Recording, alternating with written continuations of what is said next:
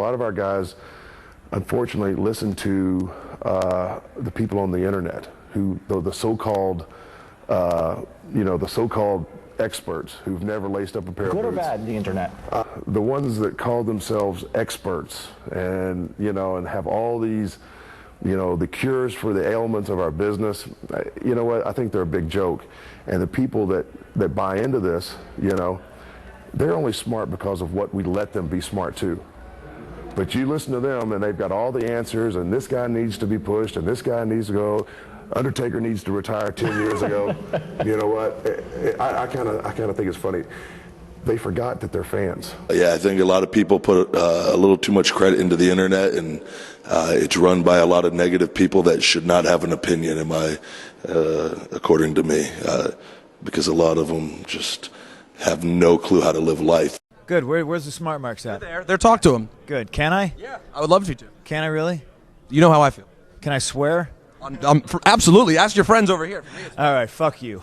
And this is my biggest problem with the so-called fans and stuff like that. Like they have these words in their lexicon that they read on the internet from someone else, like Meltzer or something like that, and they use them out of context. They have no idea what it means. You know what I mean? And I actually I said this to one of our writers one time. They said something like, "Oh, and then you're going to do this, and then you're going to get heat." And I said, "Stop! No, that's not how it." I said, "You don't even know what that word means. You have no idea what that word means." And these people run around and they're like, "Oh, he doesn't need to do this." And Paul Bear is, it's disrespectful and it's just cheap heat, and it's not. You don't know what heat is. You don't know what cheap heat is. Shut the fuck up and watch the show. Well said. Thank you. You could take any one of those people, and you can give them the position of Booker, and they would lose their mind. Everyone loves being negative.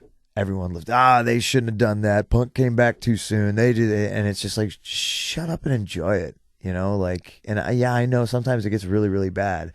And then you can be vocal about that, but it's just like nobody lets anything play out. They forget. It's like they almost forget that there's going to be a Raw next week. Little dorky keyboard punching, non-vagina getting losers that have not had vagina since vagina had them, and going with that, all they do is sit there. I can see it right now. What they look like. They've got their glasses on. They're probably this thick. They're probably this tall. They're probably this fat. They probably have Doritos in one bag eating, and the other hand on the keyboard going, Matt Morgan, typical, squash, big man, match, period. And I'm like, who the fuck are you to say who's got a typical squash match and who doesn't?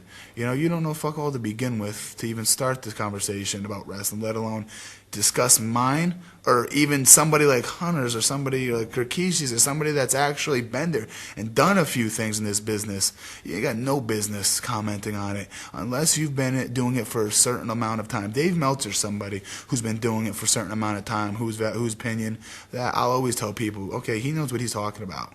There's a few guys that do. They don't even have the intelligence or the background to be able to judge on what a typical squash big man match is or a typical cruiserweight match. They have no business. It gets me hot thinking about it right now, if you can't tell. It irks me because these people don't have an athletic bone in their body. I have more athleticism in my cock than they do their entire body.